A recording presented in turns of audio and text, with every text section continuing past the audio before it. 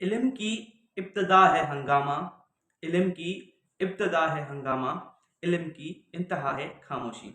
अस्सलाम वालेकुम, मेरा नाम रोहित अटवानी है। आज इस वीडियो बनाने का मकसद एमडीकेट जो रिकंडक्ट होने जा रहा है, आप सभी को पता है जैसे कि कोर्ट ने भी ऑर्डर दे दिया है कि एमडीकेट रिकंडक्ट किया जाए सिंध में। उसके हवाले से थोड़ी डिस्कशन थी टीयूएचएस के पैटर्न के हवाले से और एमडीकेट की स्लिप्स वगैरह सेंटर्स, ये जो सारी सिचुएशन है वो आपके सामने रखी जाएगी इस वीडियो में। तो सबसे पहले मुझे आप सबसे ये कहना है कि बहुत से लोगों के मैसेजेस आ रहे थे कि हमसे पढ़ाई नहीं हो रही। देखिए, कुछ ही दिन रह गए हैं, आपने बहुत मेहनत पहले की हुई है।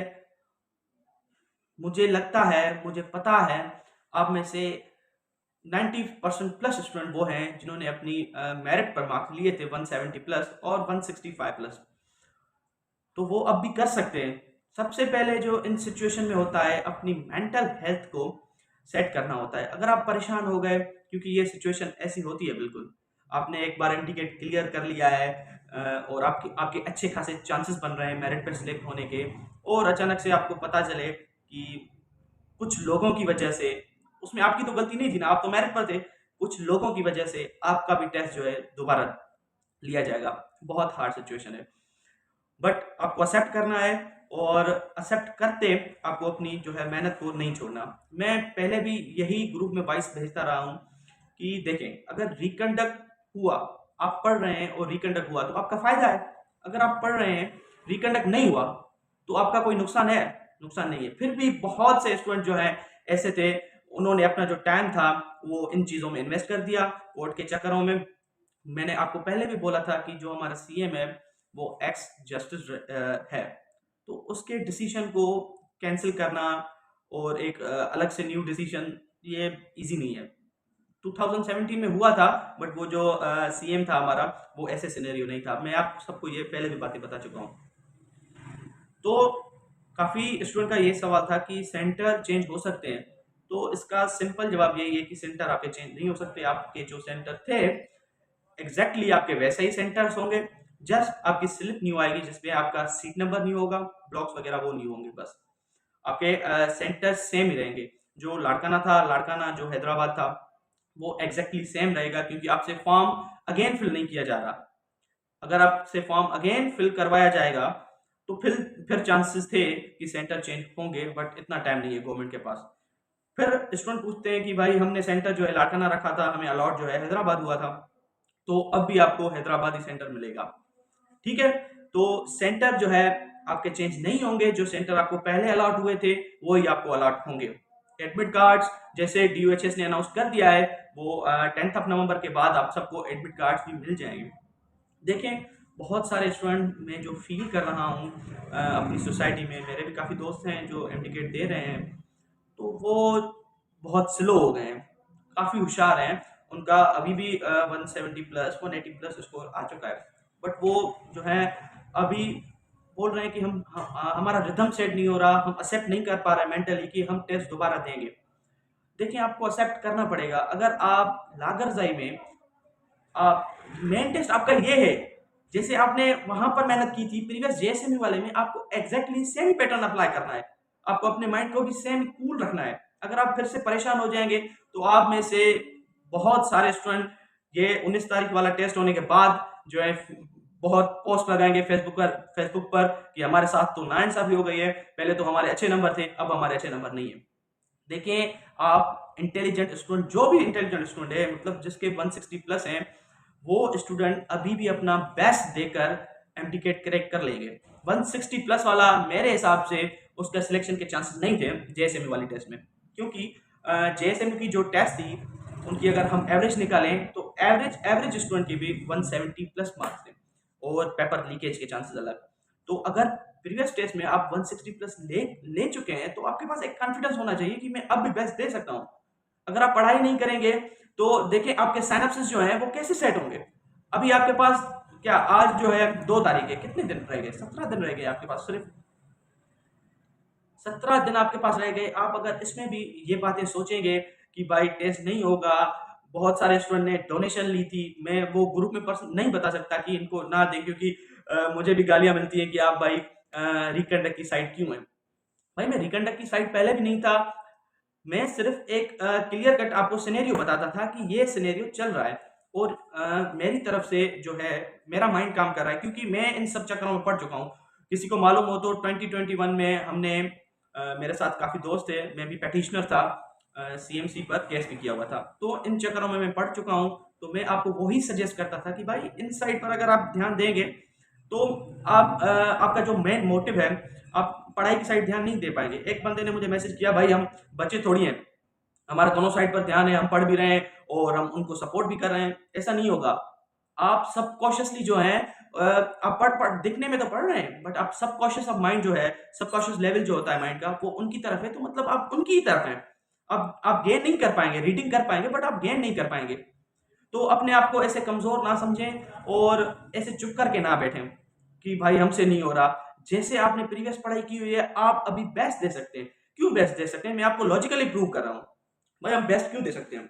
इसीलिए आप बेस्ट दे सकते हैं क्योंकि देखें, अगर एक इम्प्रूवर हो और एक फ्रेशर हो, क्या फ़र्क होता है दोनों में? इम्प्रूवर ने एक बार वो माहौल देख चुका है। अभी आपने भी, जो फ्रेशर्स हैं, उसने एक बार माहौल देख चुका है कि भाई कैसे एंट्री होती है।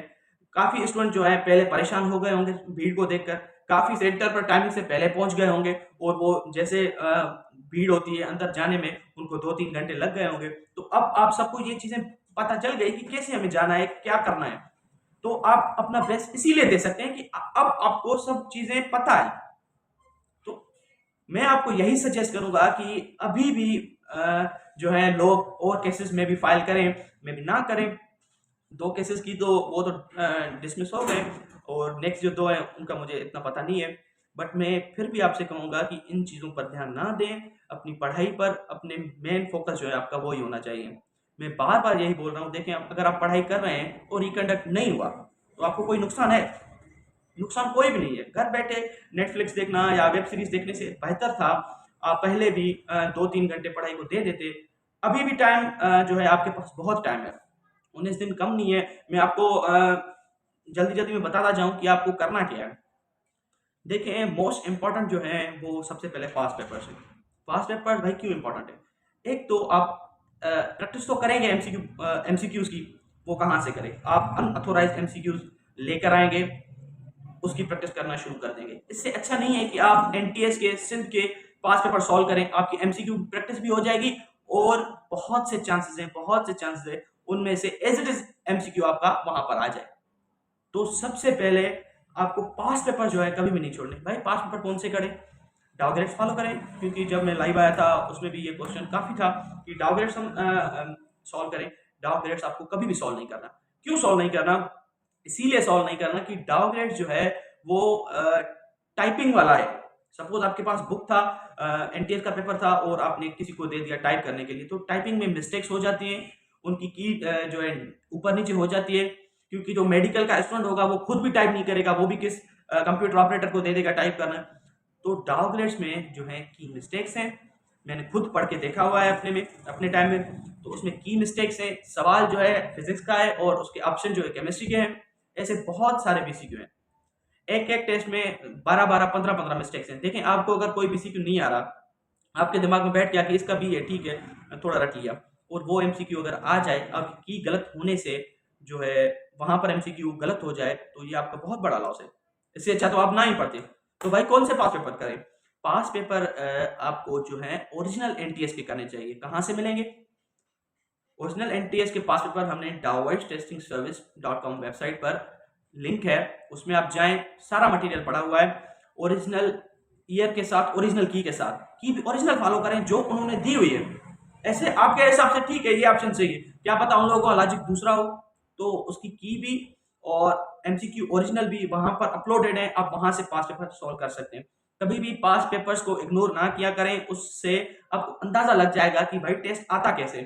क्योंकि मेरे हिसाब से अकॉर्डिंग टू मी, जो ये टेस्ट होगा डीयूएचएस का, वो थोड़ा जेएसएमयू वाले से मुश्किल होगा। जेएसएमयू का टेस्ट जो है बहुत ही ईज़ी था, और एवरेज स्टूडेंट के भी 170 स्कोर थे, तो जो DOHS वाला टेस्ट होता है वो थोड़ा मुश्किल होता है, उसमें जो है जिन्होंने ज़्यादा अच्छा पढ़ा होता है उनके ज़्यादा अच्छे मार्क्स आएंगे। ठीक है, प्लांट वाला पोर्शन ऊपर ऊपर से देख लेना, क्योंकि जो प्रीवियस ईयर का टेस्ट है उसमें डाव वालों ने प्लांट वाला पोर्शन भी ज़्यादा दिया था। भाई डाव आउट ऑफ सिलेबस MCQ देती है, जैसे previous year around 30 MCQ out थे। जी भाई दे सकती है, नो डाउट। हम इस बात को डिनाई नहीं कर सकते। मैं आपको बोलूँ भाई नहीं इस साल ऐसा कुछ नहीं होगा, आ सकते हैं, मुझे पता नहीं। तो आपको उसकी भी थोड़ी बहुत तैयारी करनी है। कैसे तैयारी करनी है भाई?